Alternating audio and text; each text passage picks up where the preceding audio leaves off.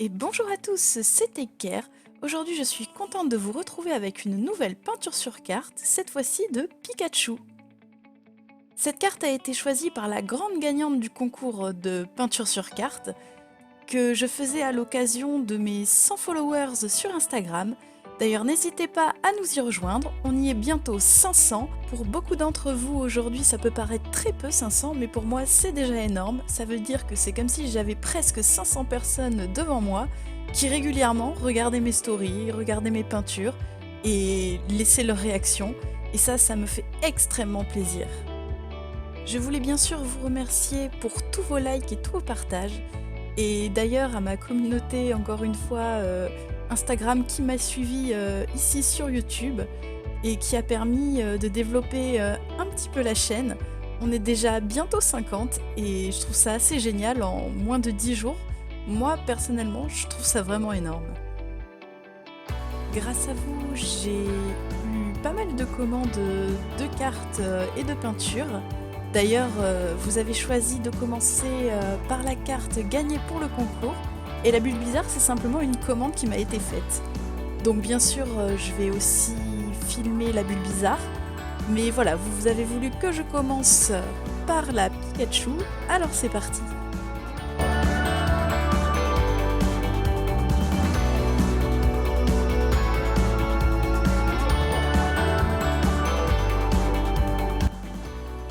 Pour les éléments que je vais dessiner sur la carte, c'est absolument quelque chose qui m'a été demandé. Alors, je fais assez régulièrement ça. C'est vrai qu'on peut m'aiguiller sur la manière dont je vais peindre la carte. Après, c'est quand même vrai que je préfère moi-même choisir l'ambiance qui va apparaître. Cependant, si je trouve que c'est vraiment pas possible par rapport à la carte choisie de faire ce qu'on me demande, ben je vais tout simplement pas le faire, simplement pour une histoire de composition et de sens de la carte.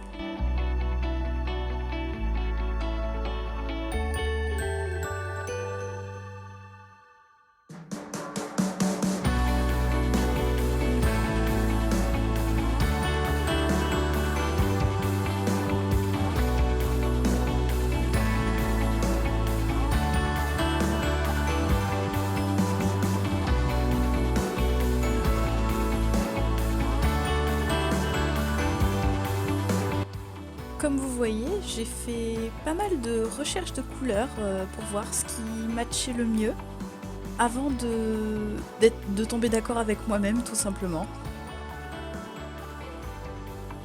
Parce qu'effectivement, il ne faut pas croire, la composition et la recherche de couleurs, eh ben, ça demande beaucoup d'énergie finalement et beaucoup de réflexion.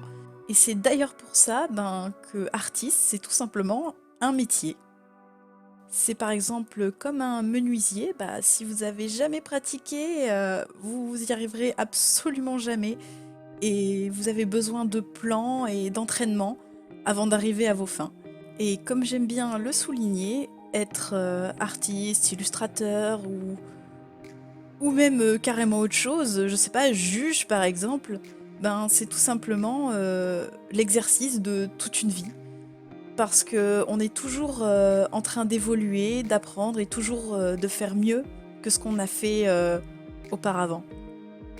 Tout ça peut paraître très très philosophé, mais moi c'est ma vision de la vie, c'est comme ça que je la vois et que je l'entends.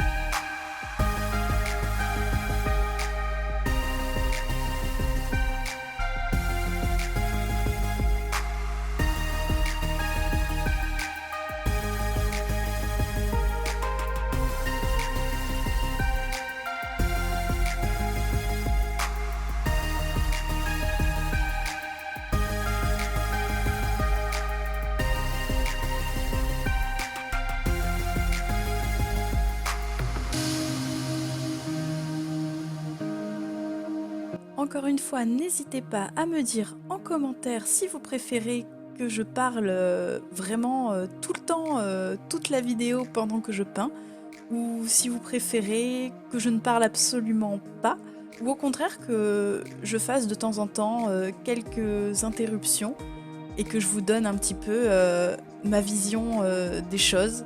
Ça peut être une idée. Ou si vous avez des questions par exemple, je pourrais y répondre.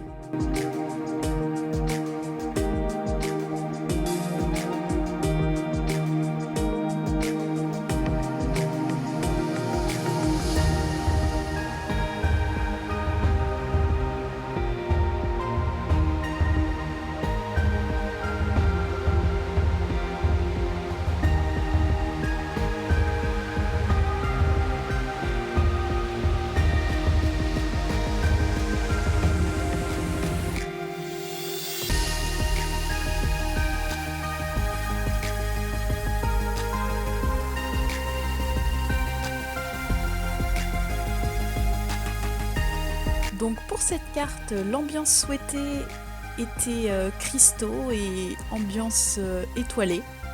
Alors voilà, c'est pour ça que j'ai choisi de faire des cristaux violets.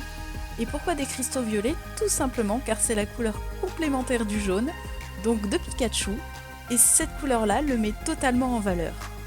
Évidemment, j'y mets quelques rappels de couleurs pour donner cet effet un petit peu brillant dans la nuit.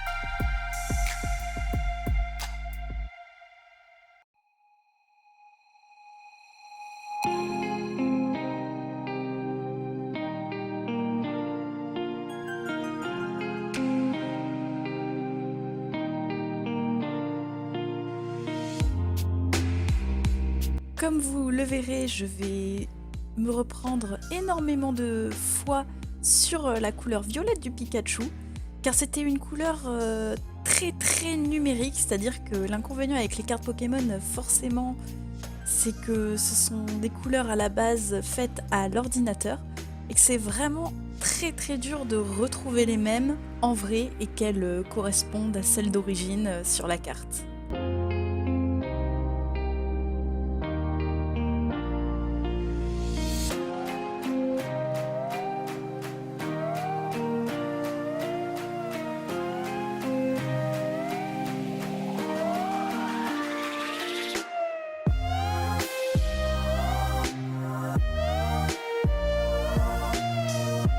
Donc les petites lucioles entrent en scène et je dois avouer que c'était un petit peu ma partie préférée. J'adore toujours rajouter des petites pointes de lumière qui donnent réellement un sens magique et presque féerique à la carte.